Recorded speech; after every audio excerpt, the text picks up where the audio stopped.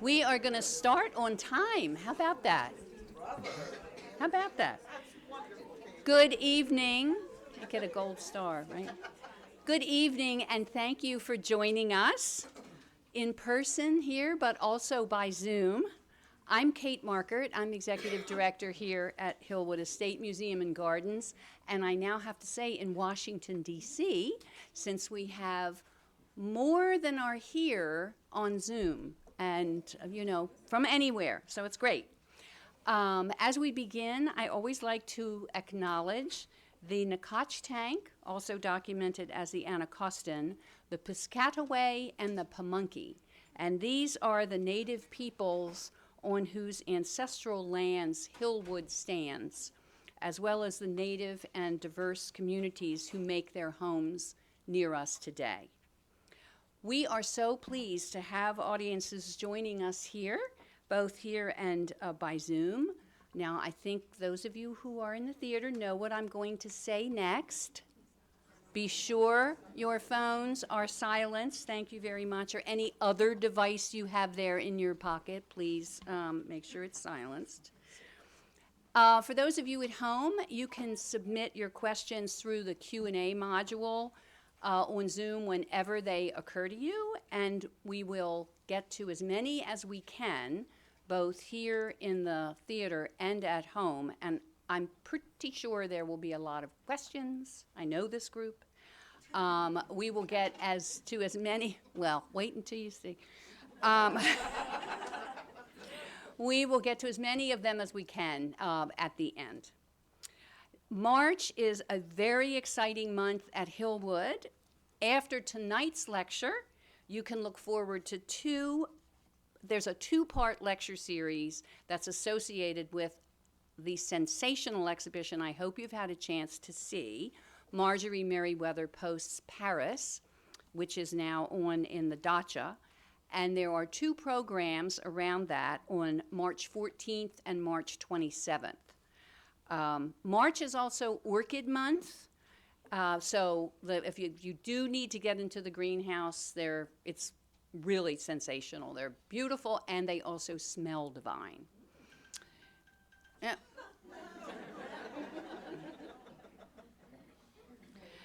You can visit Hillwood's website to learn more about our many Orchid Month activities, and just go to hillwoodmuseum.org. Now, I know there may be one or two of you in this audience who are not yet members.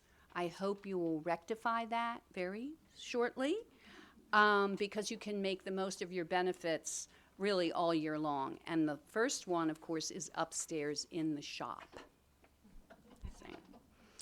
Tonight, we have a very special lecture to celebrate the portrait of Lloyd Patterson, which is on long-term loan from Andrew Leddy and is on view in the mansion. I hope you've had a chance to see. It's an absolutely gorgeous portrait. We have very many special guests with us here tonight.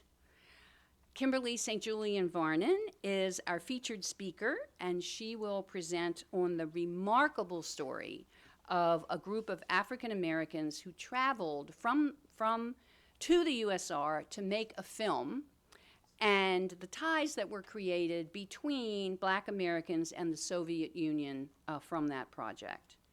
Andrew Leddy will speak after Kimberly and tell us a bit about the acquisition and the history of the portrait of Lloyd Patterson.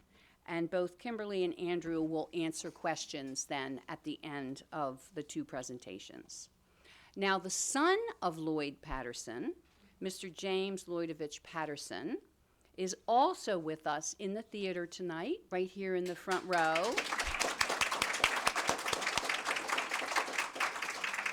Now, following the lecture, Mr. Patterson will sign copies of his book, Chronicle of the Left Hand, An American Black Family's Story from Slavery to Russia's Hollywood.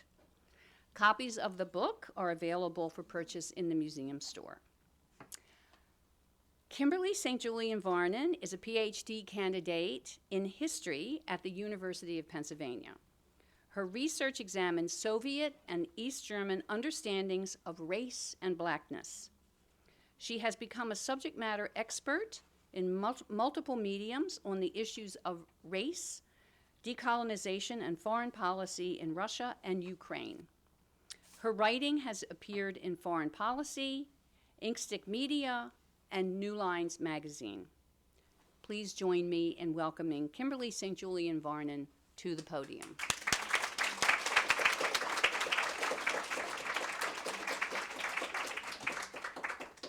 Well, I want to thank everyone for being here, especially on a rainy, dreary evening, and for everyone at home on Zoom. Hopefully you have popcorn and you're having a good time. I really want to thank everyone from Hillwood for inviting me, for showing me around this gorgeous campus, and for just amazing hospitality. I'm a Texan, so I appreciate good Southern hospitality, even though it's a little bit northern. So I have to be honest with you, I am a historian because I love gossip.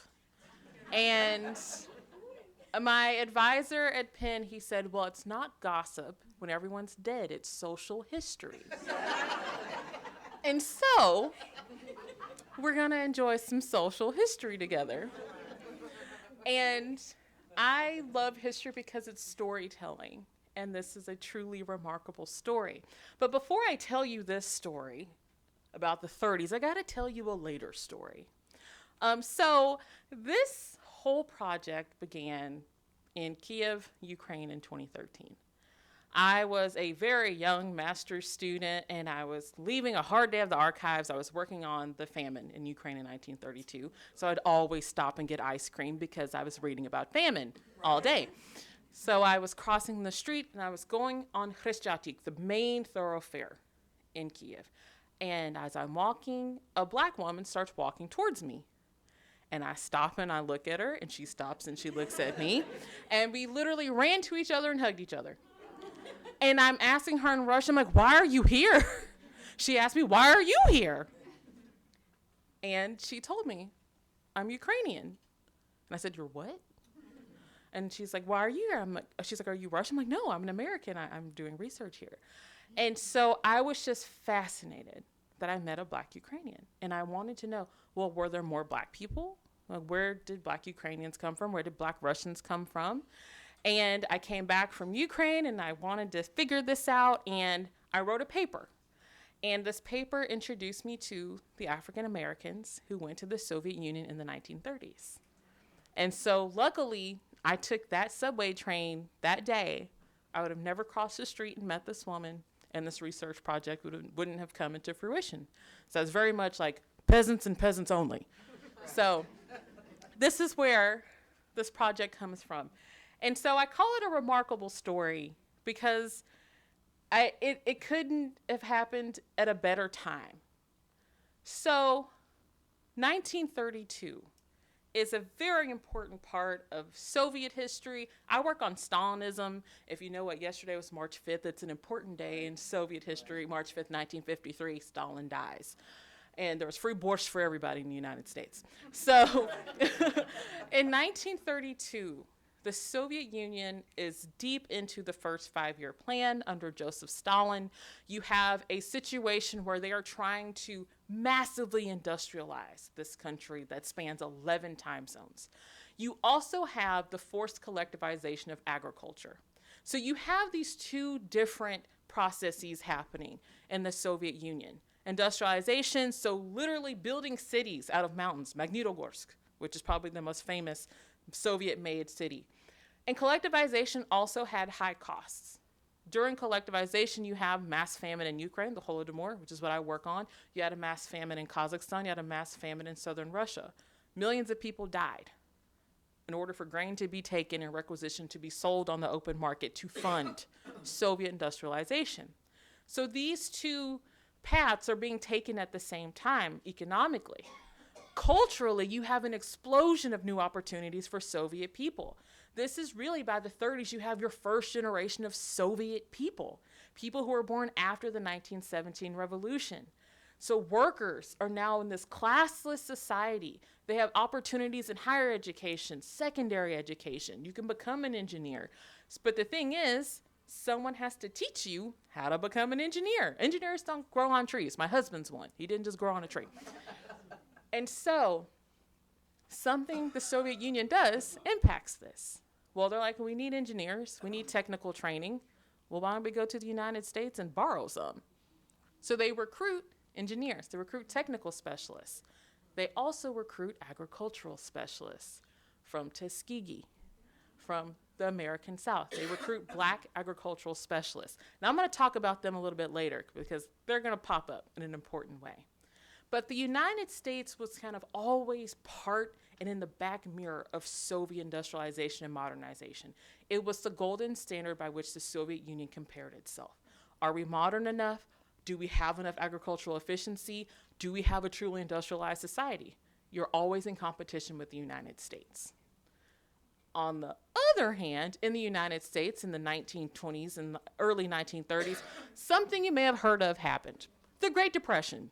It wasn't a good time. Like all the kids, I taught high school and they want to talk about, oh, let's have, Great Gatsby parties. I'm like, y'all really missed the point. So the Great Depression.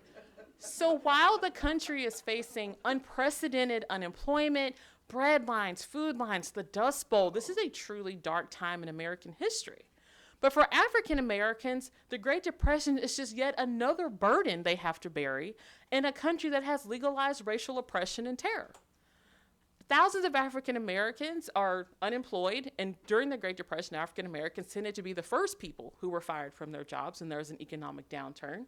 They often didn't get to benefit from remediation plans and things that were to help people who were in hard times during the Great Depression, including the New Deal. A lot of those New Deal programs did not include African Americans.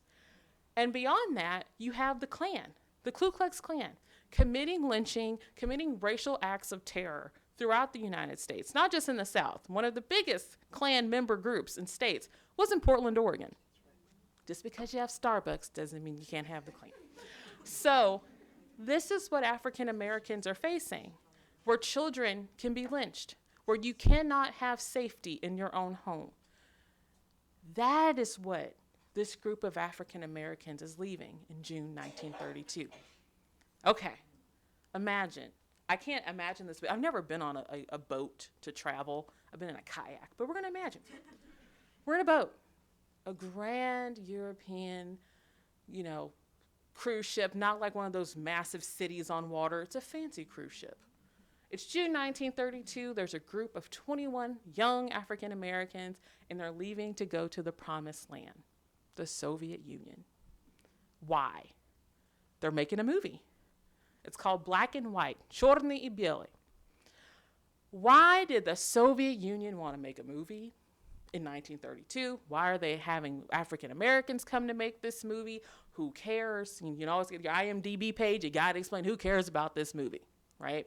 So a key part of Soviet internationalism, but also their engagement with the world, is Soviet anti-racism and Soviet anti-imperialism. These are key cornerstones for how the Soviet Union dealt with the world.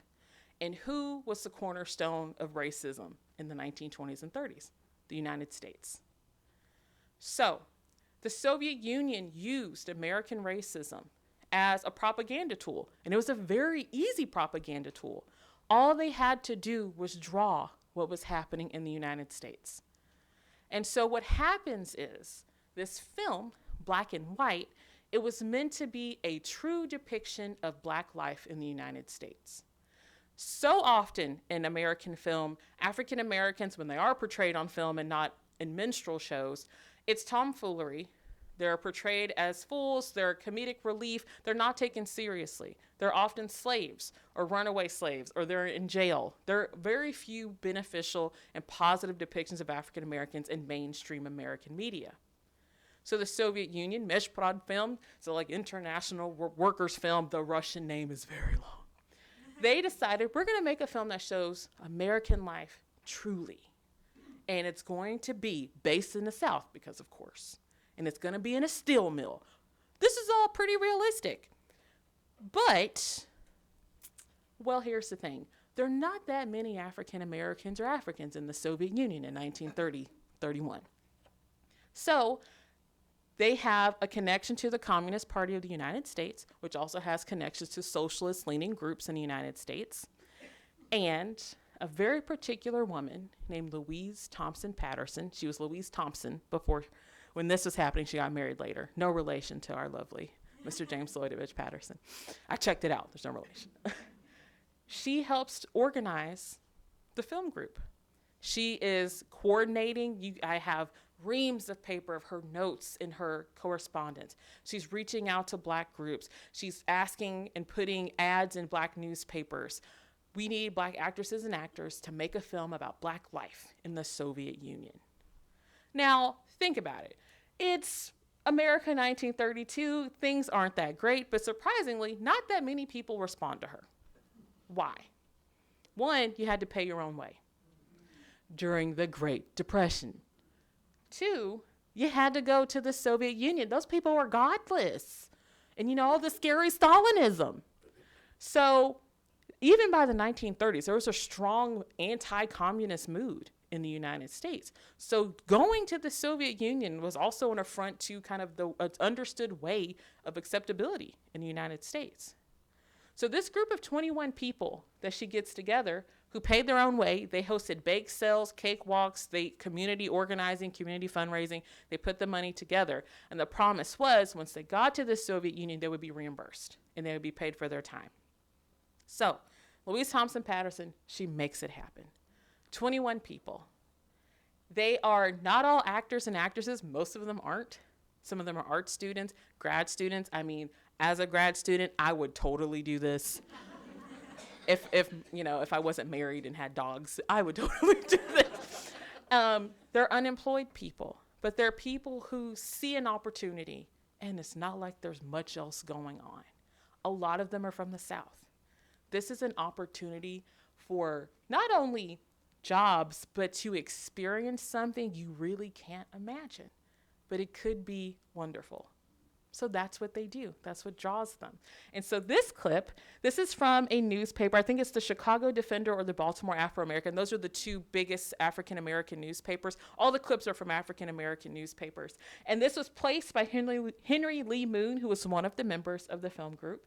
And it's telling you 21 movie players leave for Moscow. Will make a film on Negro life in America. Cast includes Langston Hughes. So Langston Hughes is probably the most well-known member of the group. He's probably one of the most well-known American writers. I don't say African, I mean, he's an American writer. The Harlem Renaissance also had another member, Dorothy West, another outstanding Black female writer, part of the Harlem Renaissance. She was part of this group. Louise Thompson Patterson, who was the organizer and also a political figure and a major leading Black feminist when she came back from the Soviet Union. You have someone that I truly love. His name is Homer Smith, a.k.a. Chatwood Hall. He had a few names he went by. He's very important to our story. And you have a young man named Lloyd Patterson, who they took a risk and they said, let's see what could happen. Let's produce this movie. Not only could we go to a country that's anti-racist, we could make a film that shows us, Black Americans, as human beings who are capable and worthy. That's also a key factor for why they went. So, now we're on the Europa. This is a really amazing ship. It's a 10-day voyage. I get car sick going to the grocery store, so I could never do this. So I have a lot of respect for them. But also, and this is something in my research, a lot of the current research on African Americans during this time, it focuses on them traveling in the United States or in France. France is a very big popular. Very few people talk about when they go east of Paris. So this painting, let me see if my laser, oh yes, we got a laser. All right, it's also hard to see. So there's Langston Hughes, dapper as usual. This is Louise Thompson Patterson, the organizer of the trip. Oh, there's Dorothy West, the writer. Waylon Rudd, you may have heard of him. He's a Black actor. And he will become the it guy in Moscow theater. Let's see, and there's Lloyd Patterson in the back. And there's Homer Smith. We will hear a lot about Homer Smith. So they're on the boat to the New World. And this isn't a one-stop trip. They have to go to Bremen, Germany, and it was supposed to be an overnight stop, but the visas got held up, so they had to stay in Germany for a little while. And mind you, this is 1932 Germany, and they actually had a great time, which is surprising. 1936 Olympics, Jesse Owens had a very different time. They go to a stop in Helsinki, Finland, and then they go from Finland to Leningrad, which is what St. Petersburg was called. And when they get to the Soviet Union, they are welcomed. In Leningrad, their first stop, they had a brass band play for them when they arrived. And then they went to Moscow, their original goal to go, and they happened to get there when there was a big Soviet labor celebration. If you're in the Soviet Union, there's gonna be a labor celebration, right? So they get there to this labor celebration, and there are over 25,000 people there. And that is a huge, and so in this story, I believe Homer Smith, AKA Chatwood Hall, he wrote this, and he's talking about how people welcome them, and just, he's like, and he tries to say, imagine being in like the Chicago parade. Imagine 25,000 people in America greeting Black people. And he said, you can't. And so I'm going to tell you a quote by Homer Smith, because he explains why he took this risk. I yearned to stand taller than I had ever stood, to breathe total freedom in great exhilarating gulps, to avoid all the hurts that were increasingly becoming the lot of men and women of color in the United States. And Moscow seemed the answer. And that's what they got. So these are pictures from that amazing welcome. And so when they get there, Langston Hughes and a couple other members of the film group, they talk to this group of 25,000 people. What do you think Langston Hughes was talking about? Like, oh, great, we had a great trip. How's Lenin? Is he still in the mausoleum? He talks about racial terror in the United States.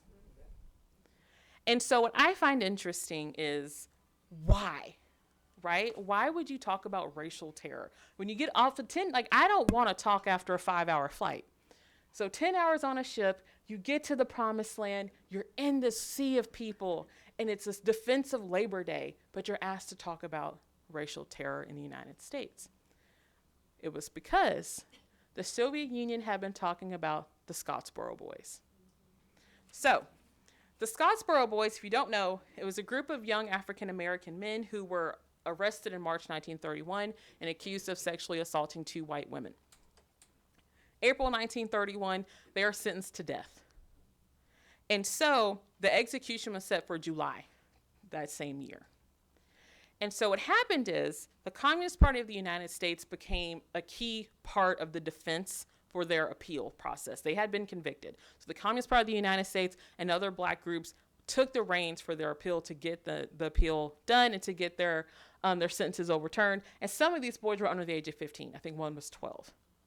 And so the Soviet Union, in connection with the Communist Party of the United States, they start having protests for the Scottsboro Boys. You start seeing Scottsboro Boys everywhere. In Pravda, the state newspaper, in Crocodile, this amazingly, it's really amazing, but also incredibly disrespectful to religion because it's the Soviet Union, this satirical magazine. The Scottsboro Boys are everywhere, and they're in the propaganda everywhere. You have posters that say free the Scottsboro Boys. You have posters that have them shown being hung. You have them being put into the electric chair. There are even Uzbek posters that are saying free the Scottsboro Boys. So this is a Soviet-wide, but also it's an international. In France and in Germany and in England, they're paying attention to this.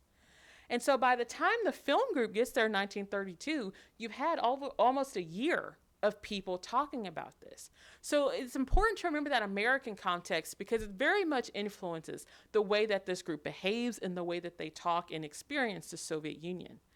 And so even on the ship, on the way over, Louise Thompson Patterson is writing to her mother and she's planning protest in support of the Scottsboro Boys. She said, while I'm in the Soviet Union, if I'm given the opportunity, I'm going to talk about what's happening.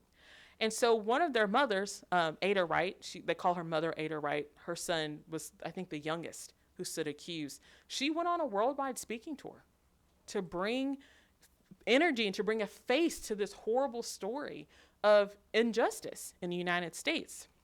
And so by 1932, I think fall 1932, most of the sentences are overturned, the death sentences. They're given 30, 40 years. And so by 1936, the final court decisions handed down, and most of the men, including the young boys, they get 20 plus prison sentences, but they're saved from the electric chair.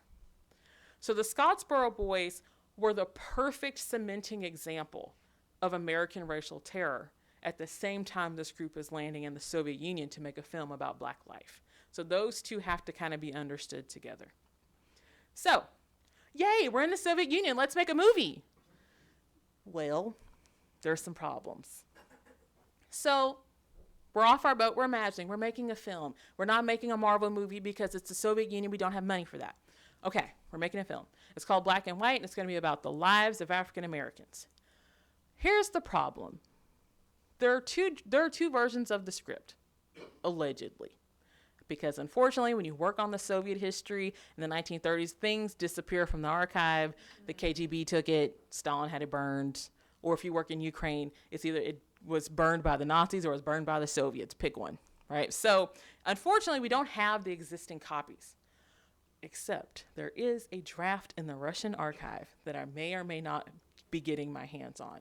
I cannot confirm or deny if I will get my hands on the script, but I will. But the original screenplay was written by a Soviet writer, and he apparently was very aware of the racial issues in the United States, and he wrote a great film. Unfortunately, we don't know what he wrote. The second draft was written by the director, a German man named Carl Jungens, and it was very fanciful. So, let's talk about some misconceptions. This group of 21 African Americans show up ready to make the film, and they're like, but you're not Black. Because if you go back to this picture, they were utterly surprised that there were so many colors of Black. In fact, Russians thought she was Russian. They would speak Russian to her. They knew Dorothy West was Black. But when they would see Louise Thompson Patterson and some of these other light-skinned women, unfortunately, this is the problem when you work on Soviet history and Black women's history in the 30s. There's close to nothing about these other women. I'm digging, I'm trying to find, but so much is missing. They expected all Black people to be dark-skinned like Waylon Rudd. So they said, but you didn't send us real Black people. And they started to understand that Black people come of all colors. Then you had another problem. How come your hands aren't calloused? They thought all Black people were cotton workers, were sharecroppers. So they expected, this is the worker state. They expected the Black people of the United States to be workers. From the Comintern in I think it's the sixth Comintern in the 1920s, African Americans were they were a nation of laborers. So now they meet these multi-culti Black people, and they aren't sharecroppers. And they looked at Waylon Rudd's hands, they're like, but why don't you have calluses? What's wrong with your hand? They're like, I'm a writer, he's an actor. Langston Hughes like, I've never been to the South. What are you talking about? But it gets better. Okay. And number 3, none of you know how to sing and dance on cue. So this is a whole conversation where they are just like, how do you not know this list of Negro spirituals from the time of slavery? And so you have all these mixed emotions. Like, okay, the Soviet Union, it's anti-racist and there's no Klan here, but then you're confronted, and this is something that's often lost. When you have a country that doesn't have many Black people, there are Black people in the Soviet Union. A lot of them live in Abkhazia, in the Caucasus. There's a whole colony of African people in the Caucasus. And they've been written about. Homer Smith writes about them in the 70s. And my goal is to actually find them and document them because they are indigenous Black people to the Caucasus. But they expected, well, you're all Black and you're from America, so you know these slave songs and you can perform them in the movie. And they're all like, no, sorry. We're not all actors. And I'm like, but it doesn't matter if you're not an actor. You know these songs. You can perform. And so the group is like, well, what do we do with this? Because you're being confronted with stereotypes. Sure. right? These are stereotypes. All black people can sing and dance. All black people can sing and dance to slave songs. All black people are sharecroppers. Black people have to be dark-skinned, have a certain type of hair. All these, preconceived notions of blackness that are destroyed when you meet black people. But then it's the film. How do you deal with it? And the script. Langston Hughes complains about the script. See, he has his I Wonder As I Wander, which is his memoirs, and in his personal notes, the script is awful. I'm going to give you an example.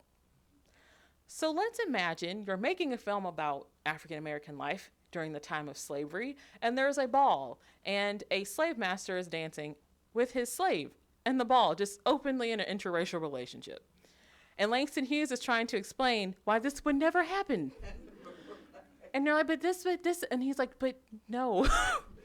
And the film you go from slavery to the 1920s. They're like, a lot of things happen, Reconstruction, a lot of things happen, but the snapshots are all stereotypes.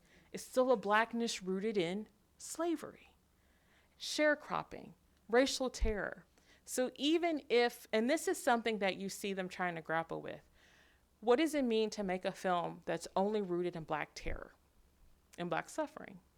And they have them singing Negro spirituals, but we don't sing this is not representative of what was called the New Negro in the 1920s.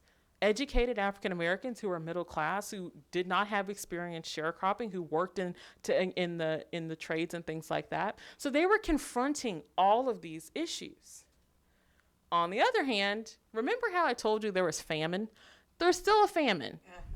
So now we get to show the other side. And this is something very important when we talk about the African American experience in the Soviet Union. In the 1930s, it was an incredible privilege. They were treated special. They were introduced as members and representatives of the great Negro people. They had the best food. They lived in one of the best hotels. They were paid 4 or 5 times more than what typical Soviet people would be. And this is important because it doesn't negate their experience, but it also kind of helps you understand some things I'm going to talk about later in the 1960s. But they had a very special experience, even for other African Americans. The agricultural workers in Central Asia did not live like this. The agricultural workers who were in Turkmenistan did not live like this. The workers who were working at the auto plants and things in Ukraine, they didn't have access to these things. This was a very special experience. So now they're thinking, okay, we'll rewrite the script. We will learn how to sing these stupid songs. We'll learn how to dance. We get what you're trying to do. Well, we start rehearsals, but the film just keeps being put off. We're like, okay, why isn't this film being made? Now we get to the biggest conflict that happens in the group. I'm going to go back. I don't want you seeing that yet. I got to tell you how I got there. So, the film collapses by August 1932. It's canceled. And this is one of great history's mysteries. Trademark to History Channel. It's the history's mystery. So, why was the film canceled? It depends on who you read. Okay. Now, you have a group of 21. Four of this group, including Warren Miller and Ted Poston. They're like, these Soviets are just like the white people in America. They played us. They brought us out here. They strung us along. They showed us all around these people to show that they weren't racist. But look, the film's not being made. They've canceled it. What are we doing here? This is a farce. On the flip side, you have the 17, including really led by Langston Hughes and Louise Thompson Patterson, who are like, no, we believe the Soviets. They aren't stringing us along. Things happen. There's shortages everywhere, and they can kind of see the shortages. They aren't necessarily affected by them. They can see the shortages. They can see, the ratty clothing of people. They know it's not as economically good. Still better than the Great Depression, but it's not great. So, this begins the letter writing. Now, the 4 who were anti-Soviet included 2 journalists, both of whom were struggling to get anything placed in the newspaper in America before they left to go to the Soviet Union. But suddenly, when you write articles that are anti-Soviet, you get put in the New York Times. So one of the biggest pieces was written, and it was anti-Soviet, and it says that, that they were playing these African Americans like a fool, and the Soviet Union is terrible. That got put in the New York Times. The response that was written by Louise Thompson Patterson and Langston Hughes, that was signed on by the others, was placed in the black newspapers. It wasn't placed in the big newspapers. And it said, we still support the Soviet Union. They still support us. We just have troubles with making the film. So you want to know what really happened? Well, the four were right. And this is why. There are two versions as to why. Now, the Soviet Union was not recognized by the United States diplomatically yet. There were rumors that as part of being recognized by America, diplomatic relations to be established, that they could not make this film. So that's one thing. The other plausible explanation is the Soviet Union was having to import huge amounts of American technical and infrastructure, but also machines, including for Magnitogorsk. There are a lot of things in Magnitogorsk made by the Ford company. And if you remember anything about Henry Ford, he was not necessarily the most supportive of diversity in the United States, putting it lightly. So, allegedly, there is a letter written in 1932 from a U.S. consul that explains that there was a colonel who went to the Soviet Union who heard about this movie. He was very upset, and he said that if this movie happens, we're not shipping anything to the Soviet Union. So imagine if you're Henry Ford or if you're these other titans of business, do you want your name attached to things going to the Soviet Union and they make this film? No. So most likely, Stalin, being Stalin, took the most practical matter and said, forget the film. I need tractors. So in many ways, the four were right. They were strung along. When it became diplomatically, the best thing to do, the Soviet Union was like, we won't make the film. But that's not the end of the trip or the story. Now, most of the film group, they do go back to the United States. They're like, well, we're not making the movie. They've had a great time in the Soviet Union. They have taken vacations. They've gone to Sochi. They've gone to Crimea. They've gone to Stavropol. They have gone to places where one would have to be an oligarch now, before the war to go. They did it, right? They have gone to parties at Sergei Eisenstein's house. And apparently the famed Soviet director was hitting on one of our lovely women, Sylvia Garner. Or was it Dorothy West? He was hitting on one of them, and he kept coming up to her asking him to dance for him. She was like, excuse me? But it was because Langston had told him she was a world-famous ballerina. She was not, and she was not amused. They have relationships. Many of these African-American men, when they get to the Soviet Union, they're fetishized. But it's also, thinking about it, they are able to dance. They are dancing with Soviet women. They go to dances. The Soviet men give them a Soviet woman. They're like, here, dance with her. Dance with my girlfriend, please. It's an honor.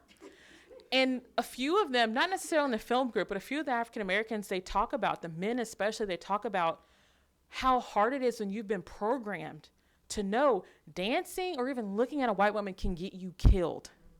So now you're in a situation where they're telling you dance with this woman. And so you have some cognitive dissonance there that they have to work through. And as young people, and if you've ever known anything about college students when they study abroad and they drink alcohol, things happen. I know there's some college I won't tell on you. Well, they're 20-somethings. They're all hot. They go out and they have relationships. But there was an incident. And it involved a New York Times journalist who was white, who was in the hotel. And he kept plying a few of the men with liquor. And Homer Smith is like, what is he doing? Why is he buying us drinks? And a couple of the men, they get rowdy because, they're drunk. Vodka does that to people. And he realizes, like the writer, he's pushing them into people. He's pushing them into Soviet women, white women. What would be the headline if a drunken 6-foot-tall black American man falls into or hurts a white Soviet Russian woman? They were just what we said they were, right? And so they're very aware of this. And so the group, what they do is they police each other. They have rules. When we are in public, we are on our best behavior. We speak proper English. We dress to the nines. If you have a problem, fix it. And this is, if you're Southern, fix your face. And they have it. And so what happens is there's an incident. Sylvia Garner has an emotional breakdown in the hotel, and she's crying and screaming. And allegedly it's because of a breakup. And the women of the group get together and are like, let me tell you something. We're not doing that. You're not about to get these people coming here asking what's wrong. They're like, whatever it is, fix it. Keep it down. We do not act like that. They had to self-police. And I think what's interesting is not only is it self-policing, but it's still a type of respectability. But it's also a fear in the very back of their mind that if we act in any way bad, they're going to act like those people in America. And so they realized that the Soviet Union was very important for them because it helped them have an ally outside the United States. So Langston Hughes goes to Soviet Central Asia. He goes with a few members of the group, but he stays the longest. And he actually wrote a book of poetry, and it was published in Uzbek, and it's only been published in Uzbek. There's a professor working on putting it in English. And he is fascinated by Central Asia. So is Louise Thompson Patterson. Central Asia is very important to African Americans, including Homer Smith, the journalist, because they see Central Asians as a brother people. And I have an article coming out. I argue this is for 3 reasons. Skin color. Langston Hughes is not the darkest person in this picture. Cotton. The connection between the South and cotton growing and Uzbek cotton growing. And fun fact, one of the strains of cotton grown in Uzbek was introduced by Tuskegee agricultural specialists. And they actually warned the Soviet government that the irrigation practices that they were using would ruin the Uzbek environment. They were right. And a history of shared oppression. So what we see, and I don't talk that much about Langston Hughes. I feel like Langston Hughes is known the most, but there are people who stay. Langston Hughes left in the spring 1933. He wrote this little pamphlet called A Negro Looks at Soviet Central Asia. There were 2 copies in the United States, and one was in the basement of Harvard because I found it. And the other is now digitized at Yale, so you can read, and it has his edit markings. And you can just see how in love he is with Soviet Central Asia. But I want to talk about Homer Smith and Wayland Rudd for a little bit. Wayland Rudd here with his wife, I believe this is his first wife. I think there's another one. He stayed in the Soviet Union. He died in 1952 from appendicitis in Moscow. They called him kind of like the go-to black actor. If there was a black person needed in a film in the Soviet Union after 1932, it went to Wayland Rudd. He was part of the Meyerhold Theater. He actually played in the 1936 film Tom Sawyer. He played, I think he played Jim. And he went back to the United States for a visit in 34 or 35, and he said, coming here and looking at the theater versus what I get to live in the Soviet Union, you can't imagine. Because one of the reasons he left was there were no jobs. He was in Othello and he was in Poor Again Best, but he constantly was getting shortchanged. He wasn't getting the roles he wanted. But the surprising thing is, in a lot of the films that he does in the Soviet Union, he plays a slave or a member of a chain gang. So he gets these acting roles, but they're still very stereotypical. And then we have Homer Smith. I call him the scribe of the Black Soviet Union. He was a journalism student, and he left the United States shortly because of the Scottsboro Boys, and he found out about the movie group, and he joined. But he kind of separates himself. He went to the Soviet Union to find work, and he started working as a journalist, which he didn't get to do in the United States, and he worked for the post office. So he went all across the Soviet Union. If you want to know about the Black American experience in the 1930s in the Soviet Union, read his writing. He was writing for the Chicago Defender, the Baltimore African American. He's constantly talking about Black people in the Soviet Union. He talks about that there is no racial prejudice in the Soviet Union. He creates a discourse for African Americans to understand that there is a place where racism doesn't exist. And I'm going to put an asterisk because, yes, there is racism in the Soviet Union. I'm writing a dissertation on it. But the lives that these African Americans live in the Soviet Union is fundamentally different than what they live in the United States. And this is another example of his writing. doors of opportunity stand open for people of all races and faiths. As a person who works on Stalinism, But hey, you gotta sell papers. Fun fact, 2 fun facts about Homer Smith. So he stays in the Soviet Union for 14 years. He doesn't die there. He goes back to the United States. He actually is really focused on covering Central Asians and Africans in the Soviet Union during World War II. So he talks to Uzbek members of the military and stuff like that. So he gives you a rare look at non-Slavic ethnicities. But also, he visits Alexander Pushkin's great-great-granddaughter. And allegedly, she said when she met him, if you don't know who Pushkin is, he's the modernizer of Russian literature. He also is a descendant of an African who was sold or given to Peter the Great. So he's black. He meets the great-great-granddaughter, and she says, "I'm so sorry I'm not so dark, but my grandfather would have loved you." And you're like, is that a real quote? I still don't know. But finally, I want to introduce you to this special man. If the clicker would work. It's my fault the clicker doesn't work. Lloyd Patterson and his son, this little baby who's right here, James Lloydovich Patterson. Lloyd Patterson was a student at Hampton University. He was working and he studied, it's interior design is kind of the best way to talk about it, but he was like interior painting and design and things like that. He couldn't find a job. He was in Virginia in the South. And I have to tell you a little bit about this woman. So I was in the archive and I read this letter. And it's this black woman who went to the Soviet Union. And why did she go? Her son was in college and then he disappeared. And she's like, where's my child? She knew he was in the South. She was worried, did the Klan get him? He pops back up. He's in Moscow. He writes her a letter and says, Mama, you got to come to Moscow. It's buzzing. There's so much work here that they don't have enough workers to do it all. That was her son, Lloyd Patterson, part of the film group. He stayed. He married a Russian woman named Vera. They had 3 children, James Lloydovich Patterson, Lloyd Jr., and Tom. And Margaret Glasgow, his mother, she went to the Soviet Union because in 1932, she was an unemployed hairdresser in New York, and she could not find work because white clients refused to sit for her. So she picked up and moved to the Soviet Union, and she became a Stakhanovite. So if you don't know what the Stakhanovites are, they are the elite workers. She worked in the Stalin automobile plant. She's one of the best workers. She got to live in a special dorm. She got the best food. She got better pay. And she was just like, she said, I'm a worker now. She became a Soviet person. She became a worker. And she lived in the Soviet Union. She came back in 1937. This is Chatwood Hall, and she's talking about why she had to leave. In 1937, foreigners were told either you choose Soviet citizenship or you go home. So she came back, but she got to live a whole new life in the Soviet Union. Her son, he was a painter. He helped design movie sets. He was in demand. He helped paint a lot of theater sets and film sets. His wife Vera also painted.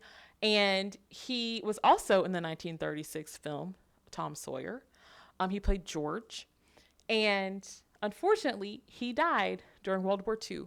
He was working in a radio station, and either the building he was in or the building next to it was shelled. And he got a traumatic brain injury. And the timeline is iffy, but he eventually died from those wounds, but not before he was able to go towards the middle of Russia, because during World War II, all of the Russian cities are evacuated towards Siberia, and that's where his family went, including little baby James Lloydovich, and he was able to spend a few days with them before he died. Unfortunately, where he's buried was destroyed, but there's a plaque on the old building that says that's where he worked. But happier news, let me tell you about a famous Soviet baby. I have to be quick. I was in an auditorium of 300 people for Russian summer school, and we're watching a movie called Cirque, the Circus. 1936, high Stalinism. I am the only black person in this theater. And suddenly, I see a black child in a film. And I'm just like, where did they find this baby? Where does this child come from? I was obsessed. And then, you see it's James Lloyd Patterson. But wait, that's a black Russian baby. And it took me a frighteningly long time to recognize Lloyd Patterson and his grandmother, Margaret Glasgow. We have 3 generations of an African-American family. Also, this is one of the most popular Soviet films ever, and it reinforces the anti-racist message. Marion Dixon, I don't want to spoil it for you because it's a good movie. Marion Dixon, an American woman, has a black child, so she has to leave the United States. And where does she go? She joins the circus in the Soviet Union. All kind of hijinks happen. I'm not going to tell you the hijinks, but the end of the movie, this is one of the most famous scenes. You have little Jimmy, that's the name of the baby, Jimmy. He's crying, and the women pick him up, and the entire audience, the circus audience, they lullaby him to sleep. And it's multicultural. You see Slavs, Central Asians, and they sing this black child to sleep, this African-American Russian child. Also, just so you know, by 6 degrees of separation, when he was a baby, he was in a massive parade. Stalin waved at him. So when I was able to meet him over the summer, I cried because I had finally met a piece of this history that I'd studied for so long. And this is why this history is important. Often black students are told we have no business working on Russia, on Ukraine, east of France. And we do. The diaspora is clearly everywhere. A first-generation African-American Russian who was known by Stalin. If this isn't black history, I don't know what is. But this is a truly unique part of this history because the 1930s, 1930 to 1937, really, when the terror starts, and then you have the invasion of the Nazis in 41, this was a time of magnificent change. You have incredible loss, but also it was an opportunity for African Americans just to experience a whole new world, a world without racism for them. But what's also important is that in the 1960s and 70s, when Africans were being recruited into the Soviet Union, they were going to classes, they were being educated there, they did experience racism. Some of them were killed. And the positive experience of African Americans in the 30s was weaponized against them. We don't have racism here. Look at who we welcomed here. Look at how great we treated Langston Hughes. And so we have to be aware of both of these histories. The histories of African Americans who went and had an amazing time, who finally got to live without racism, and those of Africans who went and experienced racism in new ways following decolonization. But these are all part of Soviet history, and this part of Soviet history is an important part of American history. And so for that, I say thank you for being here. And I hope you enjoyed this story. And I will now pass on the mic to Mr. Andrew Leddy.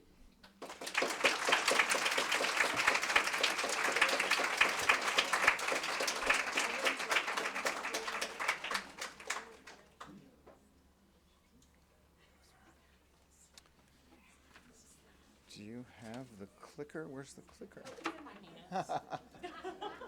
Very good.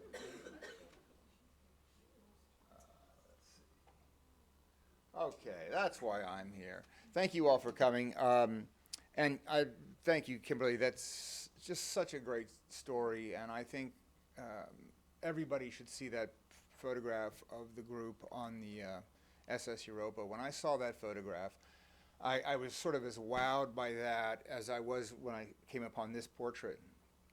And I mean, it's really, what a handsome group, what an impressive group, and it's the kind of thing that was happening in 1932 I would never have known about, to be honest, if I hadn't found this portrait. And so it's everything, these happenstances have come together as Kimberly had some coincidences, I have had coincidences with this thing over 30 years, and I still haven't gotten to the bottom of it. But it's the third, this is the third museum it's been at. It was at first at the University of Virginia, my alma mater, and then it was at the Russian Art Museum in Minneapolis, and now it's here. And I can't thank Wilfred and Kate and everyone here at Hillwood enough for embracing this and allowing this to happen and telling the stories and for events like this. So it's really, really wonderful. I'm very, excuse me, very grateful. And I know my time here is limited talking about this, and I'm happy to answer questions but afterward. But I just want to talk about a sort of a 10-month period that got this all going because I feel so lucky to have it. It's really the glue that has brought us all here, and all these exhibitions, and I've met so many people, and it is this extraordinary glue that brings people together, this story. Most people have never heard of it, and I'm just so happy that all of us can keep telling the story again and again. So I guess we need a little context. I found this in summer of 1992. So that was, as I say, half my life ago. It was a long time ago, and the context in which I found it was very different from the world in which we are in now, right? This was right when the Soviet Union had just sort of disappeared, what was it, a late Christmas present the world got, December 26, 1991, and then they were no more. And so I was there in the summer. I was there quite a bit. Just to backtrack, I was from about 82 to 95. I was in and out, did a lot of things in the Soviet Union. I've got a master's degree in literature. I worked at the embassy in the late 80s for a couple of years as a translator and various other things. And then from the late 80s to the mid 90s, I was working with the Soviet refugee program. And so I was over there quite a bit, just to explain why I was there, what I was doing there.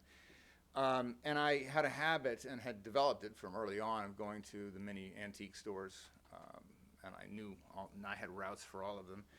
This one that I went to was near the embassy, not far on the Arbat, which is an old kind of walking mall, one of the oldest streets in Moscow. So after meetings one day, I walked in there, went into the front room. I knew the young ladies. They knew me because I was a regular, and looked around in the front. Then I went to the back room where didn't find anything in the bunk. It was mostly, there was a lot of Soviet kitschy stuff, and I didn't want that. In the back room, it was a very messy, junky stuff all over the place. And I'm knocking things over, trying to get a sense of what's there, and I see a rolled up canvas on the table.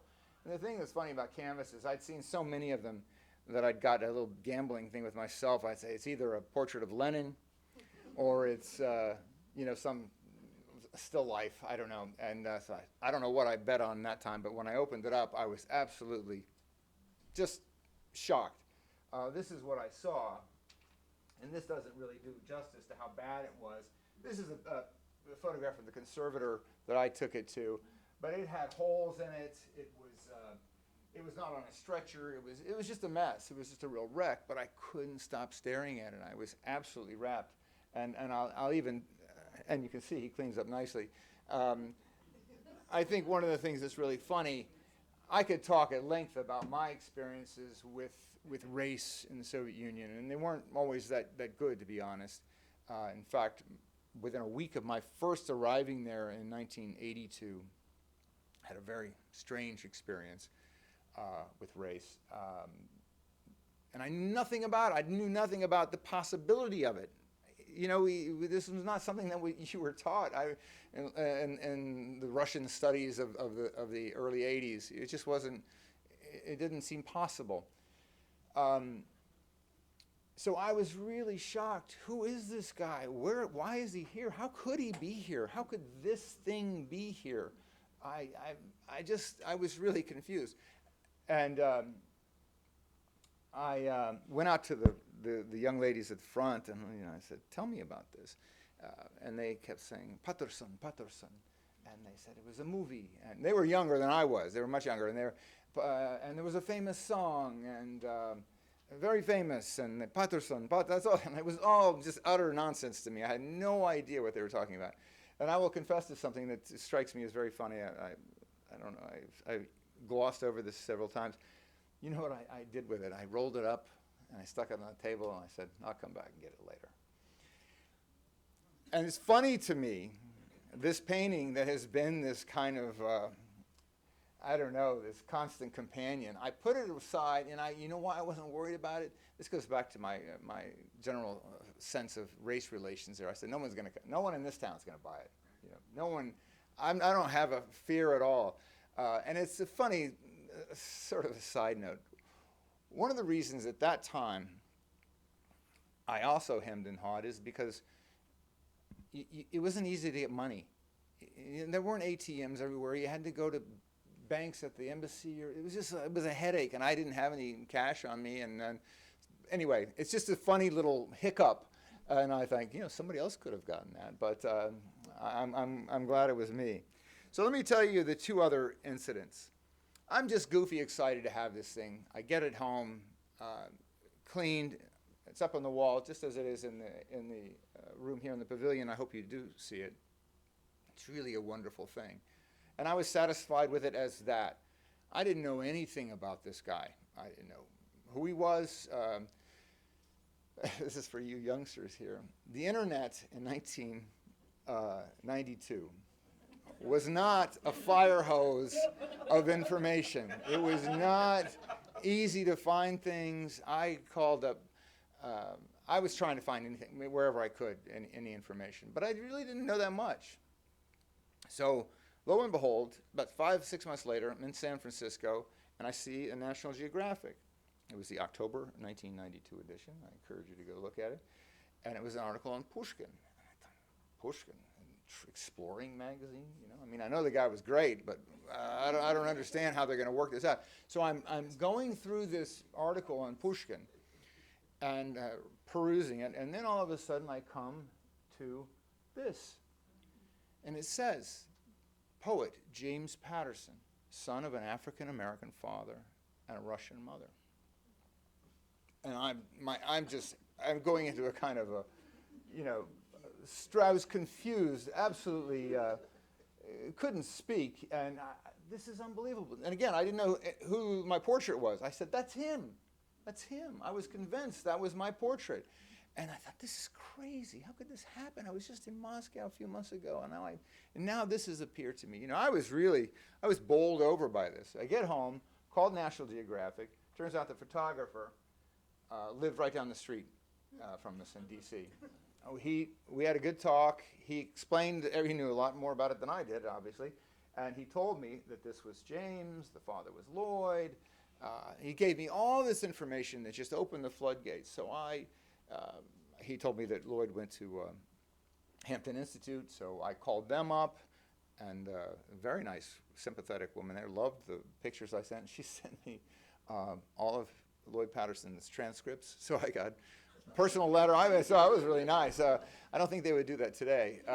So I found out a lot, and he also gave me James's number and his mother's, Lloyd's widow's number in Moscow, Vera Aralova. And Vera was really quite famous in her day, along with Lloyd, stage designer, fashion designer, artist. It was a funny thing that the National Geographic photographer said to me, she's an artist too, she probably painted it. So I was giddy. I thought, this is unbelievable. It's all going to be tied up in a nice knot. I got it. This is done. So a few months later, I'm back in Moscow, knocking on Vera's door. She has me in, and she's showing me portfolios of she's about 80 at the time, very spry, very fashionable. It was just fun, exciting to be with her.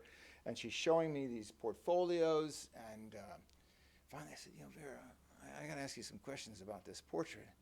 And she suddenly changes, and she said, where did you get this portrait? How did you get this? I was all of a sudden I was being interrogated. It was very unexpected, because I thought, this nice old lady's going to tell me all I want to know. And so she just laid into me in 20 questions, and I had to tell her everything that had happened. And so that was the great sort of first revelation, was that she'd never seen it before. How does a wife not see a portrait of her husband. Now, I figured this out. It's taken me decades to get to where I think I know exactly what happened. I do know who the artist was. But it was, what's so interesting is that she went over to some photos, pulled out a photo, and she said, I do have this. And it was a photo of Lloyd in that same pose, but standing in front of a theater curtain. It's probably the Meyerhold where they worked. I mean, it couldn't have been more mundane. So it was a photograph. Lloyd, we know, died in 1942, so that photograph had to have been then early 40s, 30s. It's a black and white, nondescript, but I'm eternally intrigued by that editorial take, of the author or the artist. I'm going to do this to it. Right? A stylized background is nothing new. It's nothing out of the ordinary, but there's something really kind of wonderful about that. I think that he chose to make this backdrop, and I mean, I grant you that this is pretty weird, huh? This industrial, I don't know, who knows what this is, but it is, I guess that's the nod to the whole Soviet thing. I don't know, but there's something that I think what struck me, and it still strikes me, it's so unusual about this. First of all, that's, the elephant in the room, right? His skin is black. We don't see this. I had never seen this. I was 32 years old at the time, and I'm not trying to be flip and say there weren't portraits of African Americans. I'm not saying that.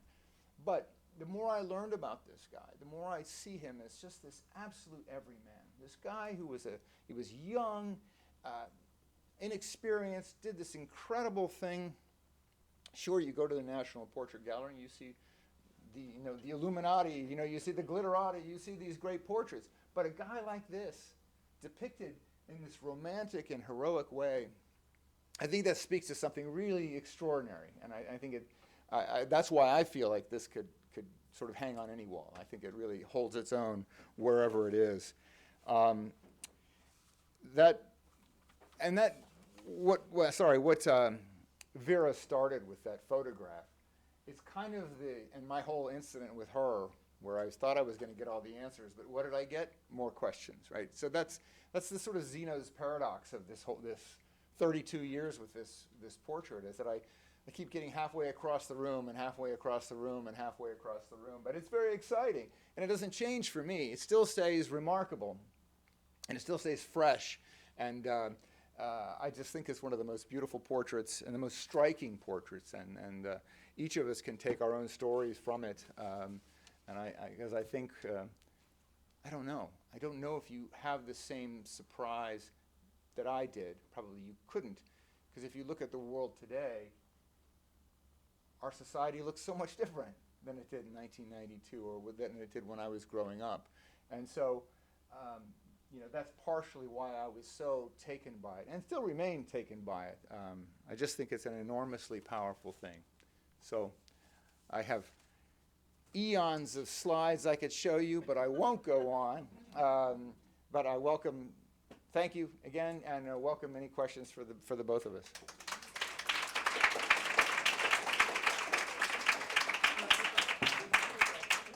Yes. We have to wait for the microphone to reach you, I think. It's very Soviet. We have rules.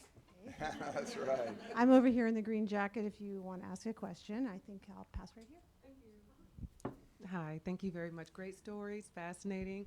Who's the artist?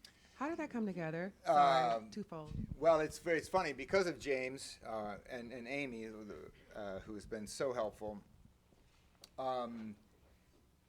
In his notes, he had a little diary entry from, I think it's February. Do you remember? February 9th.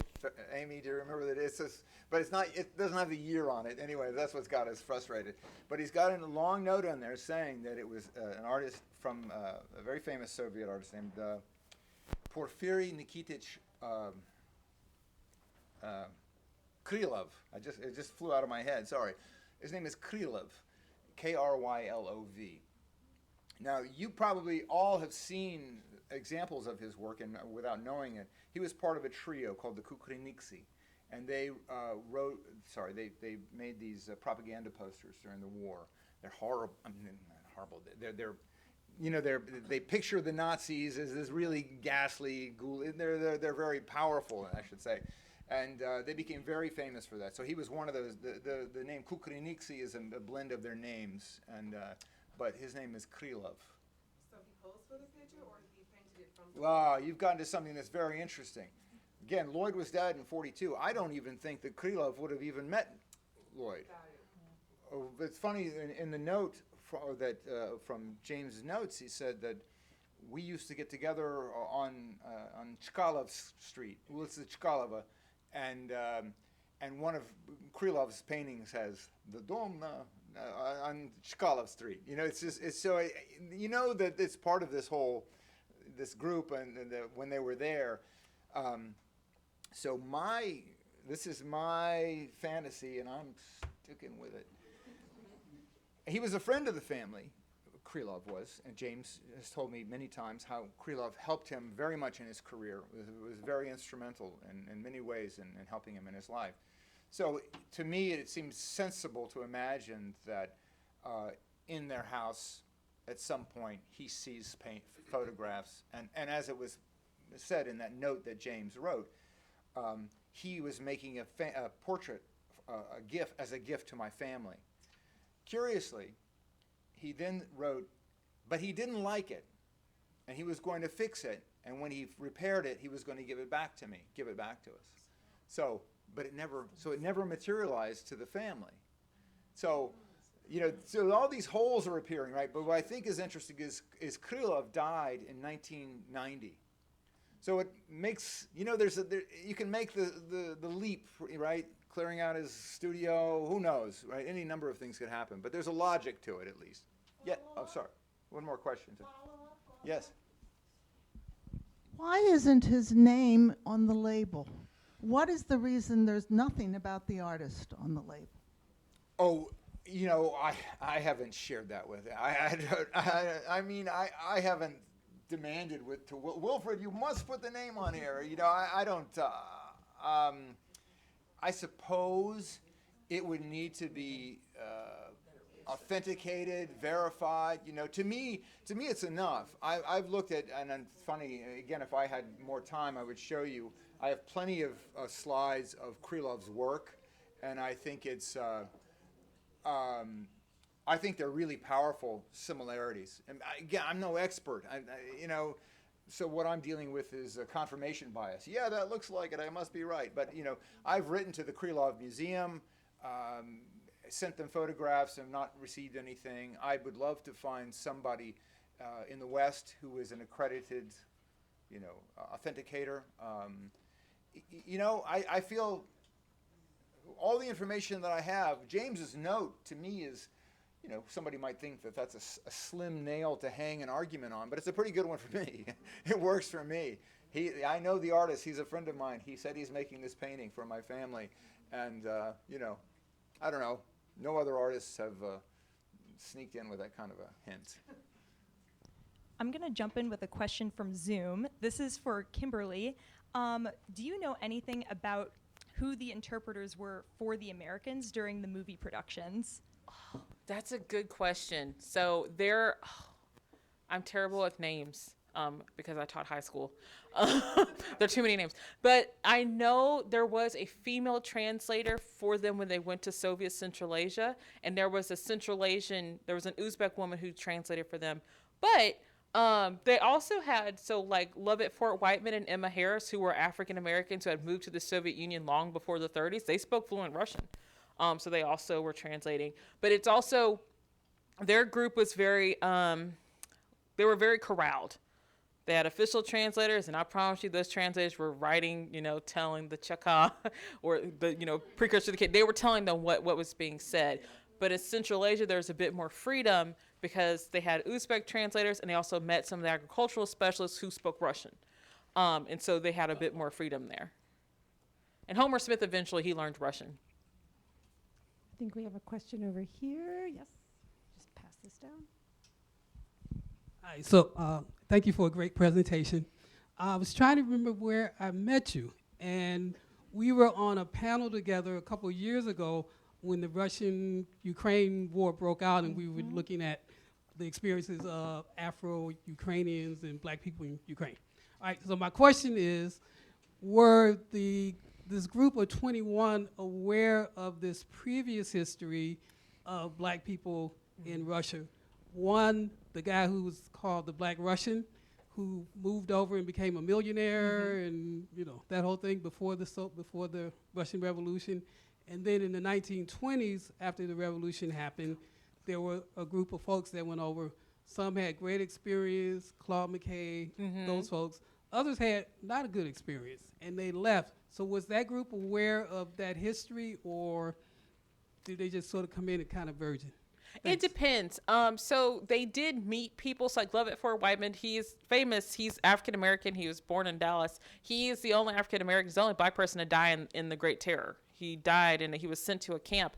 One of the reasons is because he was kind of against race neutrality. He's like, you have to recognize black people and the way race plays into our oppression. You can't forget that. And that, that wasn't Stalinist line. So he got sent to a camp and he died really horribly.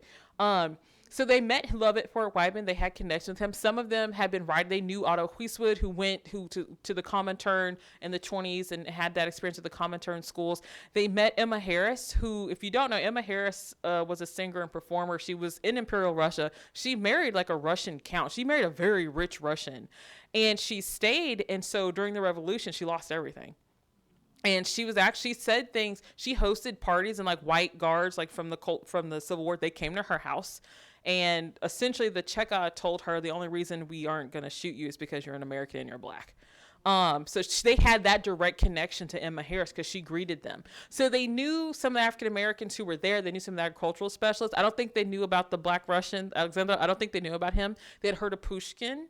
But they also weren't necessarily aware. So in the Comintern schools in the 20s, you did have Africans and African Americans, Caribbean Americans who went to learn. They went to the Communist University of Toilers of the East, and they talked about experiences of racism. They talked about what are you doing with these stereotypical portrayals of black people?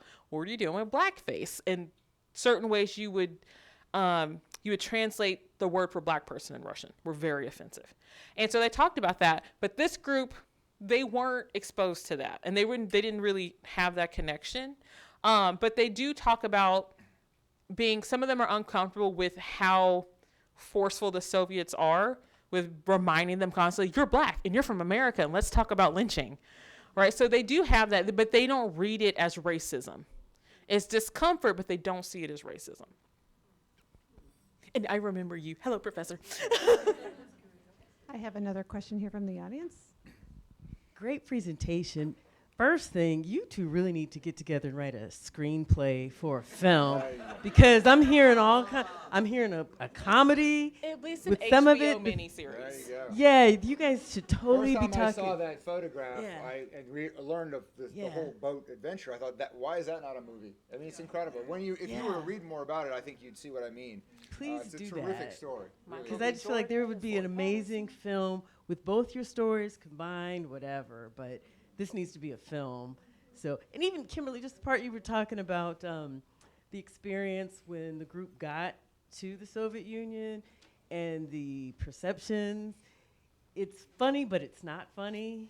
But that could be even a great, but anyway. But Kimberly, I want to know more. How did you get interested? You talked first about how this all came to you because you were in Ukraine. Are you related to someone how did this interest begin? I am. So I love this question because this is probably not politically correct. I've stylized myself as a Texas peasant because I grew up on a farm in Southeast Texas.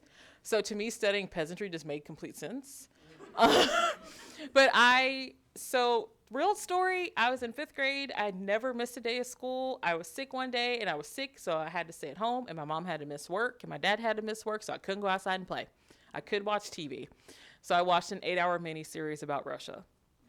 And I was like, forget America, Jefferson, Washington, Catherine the Great, Peter.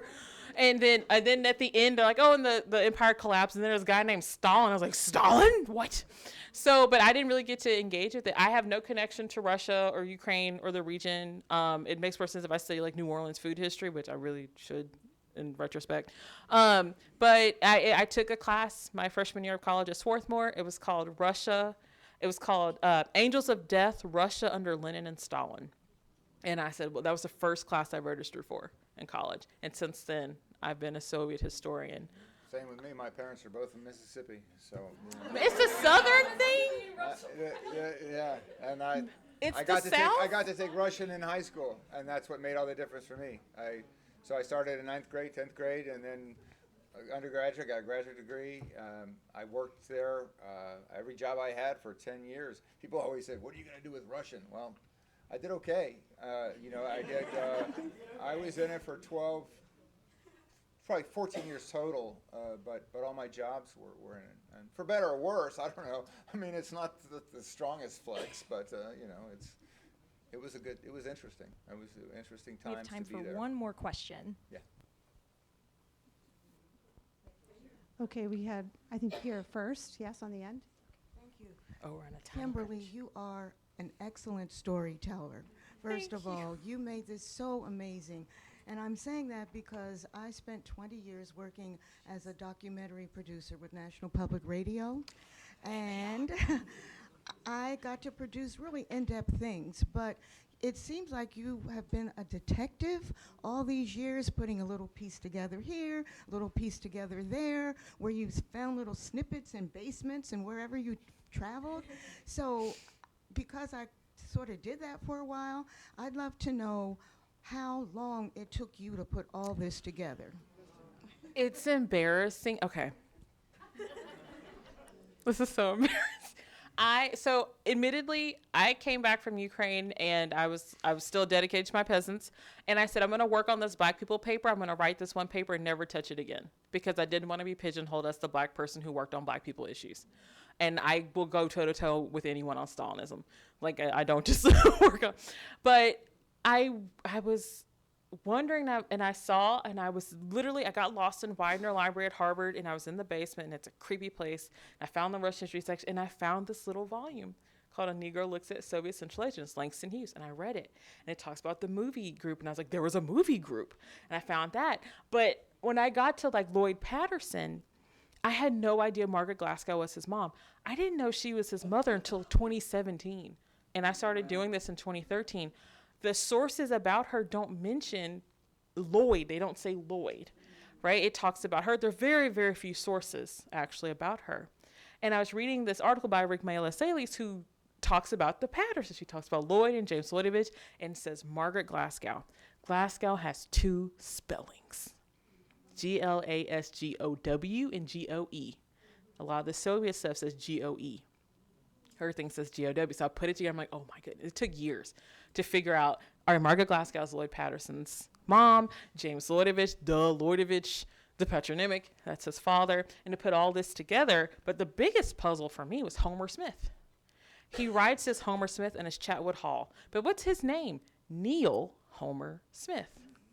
So Neil Smith. And so I was like, who is this Chatwood Hall writing all in it? Oh. And I found his memoir years later, probably like 2019, Chatwood Hall. So it took years. And I think that's when I tell people like social history, it's just gossip. And that's why I love it. It's these stories and it's really puzzles and problem solving, but also to me and what I work on now, it's really important for me that we talk about these histories because they aren't taught. And I didn't know about race until I literally saw it in my face in Ukraine. And we have to really be aware of that because that history is weaponized. And I think my work shows that it's weaponized, but also these can't be forgotten. These are incredibly important parts of not just Soviet history, but this is African-American history. And so many Black people don't know this history. In the African-American Museum, there's nothing. And Langston Hughes, he had to separate himself from his time and the good things he said about the Soviet Union because of McCarthyism. Louise Thompson Patterson, her papers are in Emory, and she's known as a Black feminist, but what radicalized her experiencing Soviet Central Asia and seeing women who could get divorced, who could go to school, who worked, who led party cells. And she was like, we could have this in America. But none of that is like real knowledge. Oh, Amy. Amy. I met Amy. Wonderful Amy Ballard. She's who, Amy made it possible. and So we have to. when I talk about glue, the glue of this portrait is she's second only to the glue of the portrait. And Amy is responsible for so many of us knowing one another, and she is a real force and has made this happen. Amy Ballard, she is the woman extraordinaire. She's a dear friend of James Lloyd Patterson, and actually she came to my panel at AC's a few years ago, and I talked about Lloyd Patterson and the film group, and she said, you know, his son is still alive and he lives in DC. And I said, shut up. I couldn't believe it. And then over the summer I finally got to meet James Lloydovich, and I admit it, I cried like a baby. It's incredibly special, but also like we spoke Russian, and so it was incredibly special. But none of this is possible without Amy. I would have never known. And also the fact that he's here and he's, you know, living history, but also a very important part of that history. But as we get to the end of this generation, James Lloydovich, he doesn't have children, and his brothers have died. So this really is an important moment that we're all enjoying together. Sorry. Amy found me, with a portrait. Look, I've been sort of screaming into the wind for decades, trying to find people. I'm such a naive guy. I just think it's an incredible story. So I would send it off to people, and, it's hard. It's hard to get people to listen. I don't know why. I mean, it has been in, the people who have found me, University of Virginia, he was the terrific director there. And he said, this is fantastic, and he got it. He said, we're going to do an amazing exhibition. Same with the Russian Art Museum in Minneapolis. So it's sort of, I don't know, people who know, these curators that really did a great job on it. So I'm really happy about that. But to me, this has a TV show. This has NPR written all over it because it's, I'm sorry, how did I meet Amy? Amy found me, I don't remember. I have all of Mr. Patterson's papers, and one of them. It's pandemonium. Yeah. Yes, it is. I think they're trying to cut down. Is it on? Yes. Yeah. I have all of Mr. Patterson's papers. He entrusted them to me, and I was going through his address book, and I saw Andy Leddy.